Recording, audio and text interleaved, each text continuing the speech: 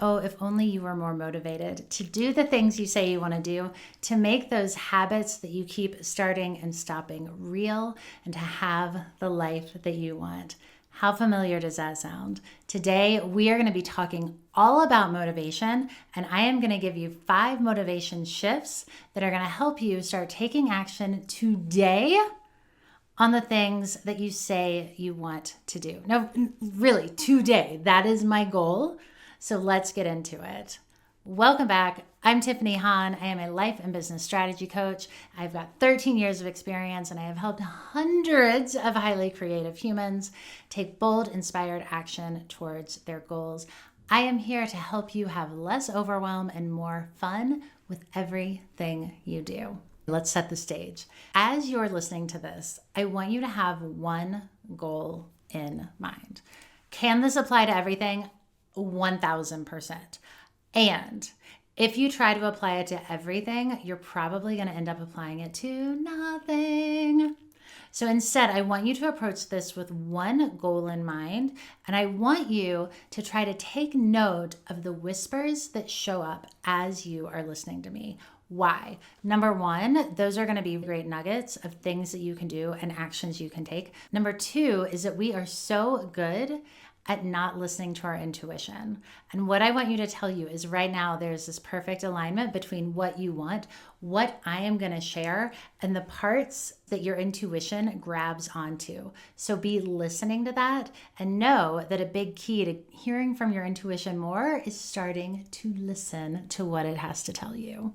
In our high achieving, the work is never done. How hard are you willing to go to get it? There is a myth that motivation, the lack of motivation, means that you don't want it enough. And we are going to bust that myth wide open.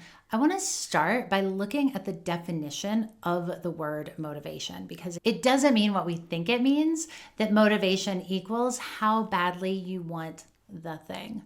If only wanting the thing badly enough were the answer, all of our problems would be solved. There are 2 definitions that I want to look at for motivation. The first one is motivation is the reason for acting a certain way. Okay.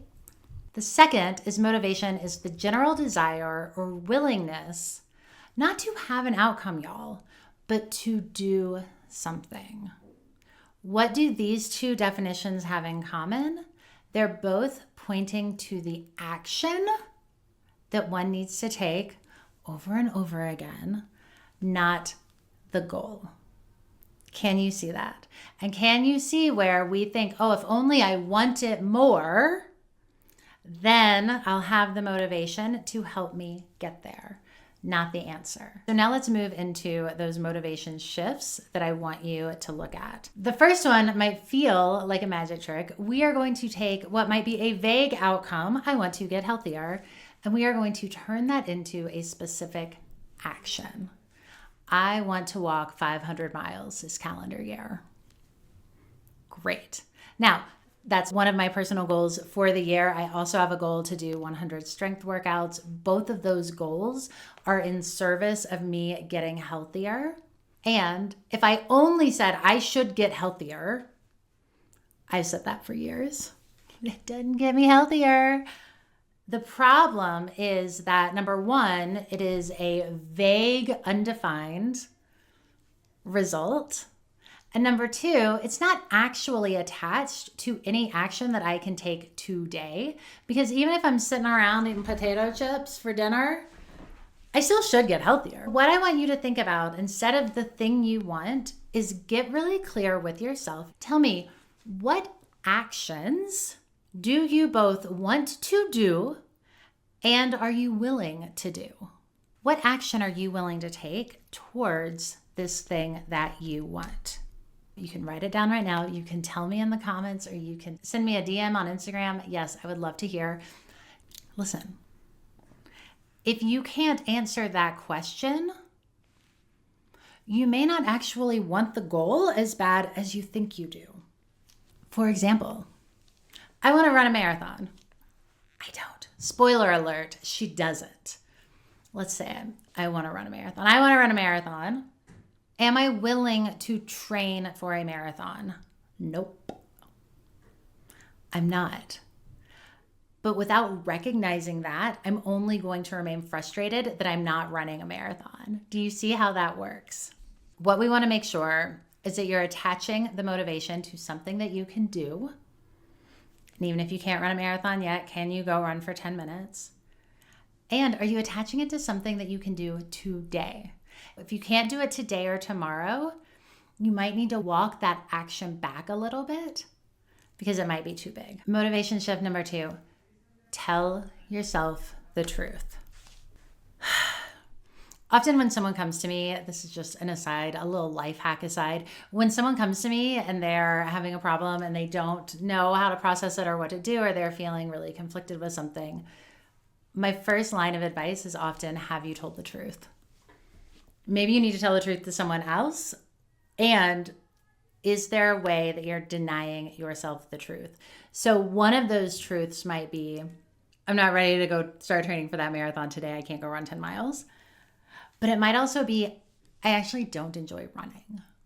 If you are trying to create motivation by denying something that's true about you, can you see how that's not going to work out in your favor? Your life's purpose is not to white knuckle your way through to some externally defined end result that you are not connected with.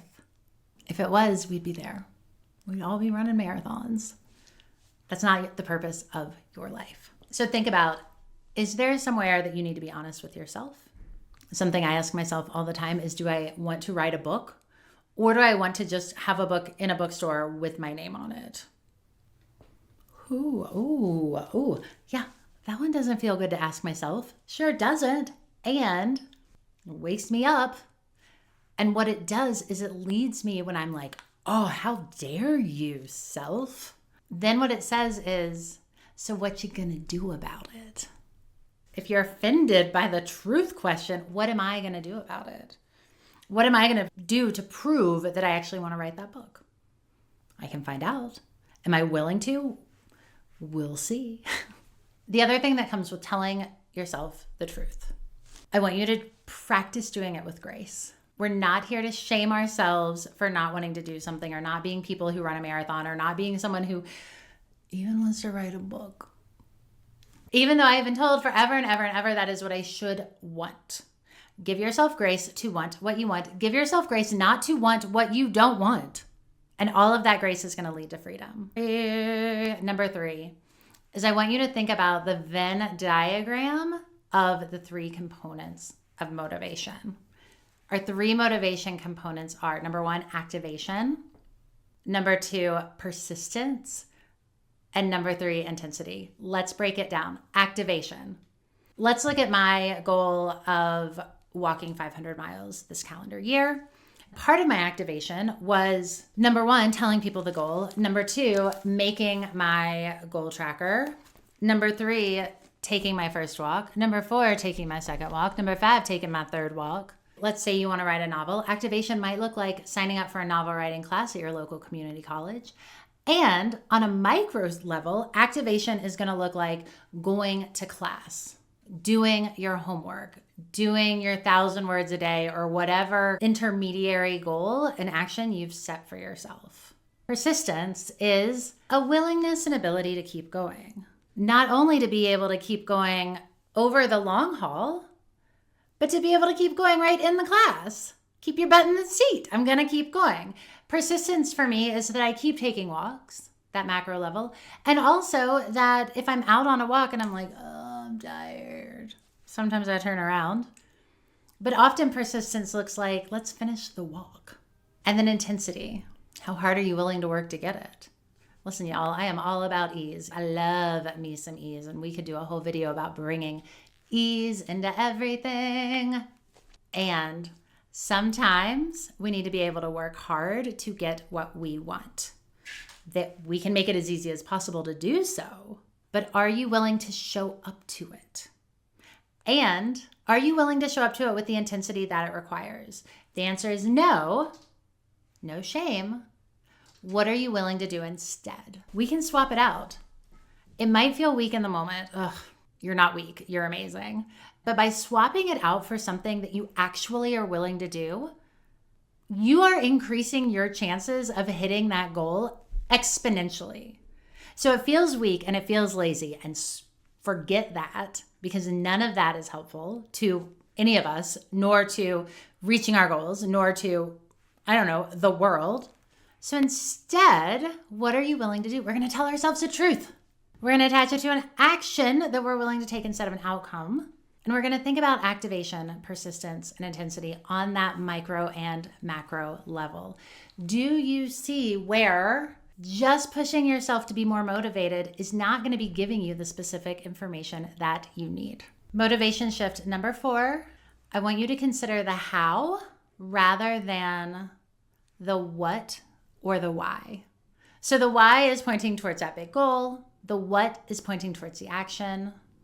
Maybe you want to refine, but you might also want to refine the how. How are you showing up? How are you tracking your progress rather than just the outcome? How are you celebrating what you're doing? How are you celebrating yourself for the steps that you're taking? And listen, I am not talking about, I'll celebrate when I hit the goal. No. I am talking about creating these moments of celebration every time you take an action. For example, when I get to color in my walk tracker, every time I do it, it is a way for me to celebrate and honor the action that I'm taking. Even though, I got a long way to go before I hit 500 miles. That's okay. I'm willing to continue doing the work. And part of what helps me be more willing is that I celebrate the action. Another how that I do to make walks easier, to make myself more likely to hit that goal, to make myself more motivated, which is not just make myself want it more, is I arrange walks with friends that help me get up and moving in the morning when otherwise I would just be a sloth in my bed. That makes it easier. Can you make it easier for yourself to take action? Where or how can you reduce friction? Part of my friction is that I don't like waking up early in the morning. So what do? I make plans to meet somebody. So I know that someone is going to be waiting for me probably a couple mornings a week if I don't get out of bed. Does it solve every single problem? No. Could I try to arrange walks with more people? Yes. But what it does is it helps me guarantee that at least twice a week, at least I'm getting 6-mile walks, 6 miles in a week, and then I can figure the rest out as I go. One other thing with the celebrations is that you might have goal milestones. We're taught to have milestones and things to check in and quarterly planning and Sure, but we're going to reduce it down. I want you to celebrate inch stones instead. Every time you make progress, you make that celebration. Another way that you can shift your how, stop making your goals unreachable. Stop it. The moon, not for your to-do list. The moon, not for put it on your vision board if you want to shoot for the moon. But your to-do list, be more reasonable. Oh my gosh, I'm a life coach telling people to be more reasonable. Yeah, because you know what? Hitting goals at smaller levels teaches your brain that you can keep going, and it helps you build that confidence muscle.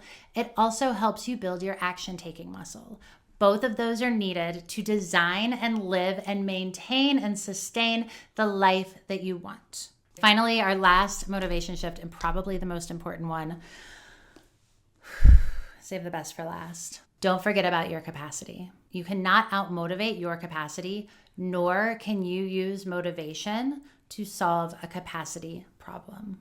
I wish you could, but you cannot. So if I want to run a marathon, if I want to walk 500 miles this year, and I am consistently getting 4 hours of sleep a night because my anxiety is keeping me awake, it's not going to happen because I do not have the capacity to hit that goal or to take action. I might be willing, but if I'm not able, it's unaligned. And no amount of desire and no amount of willingness to do it is going to change that. So don't try to lean on motivation to solve your capacity problem.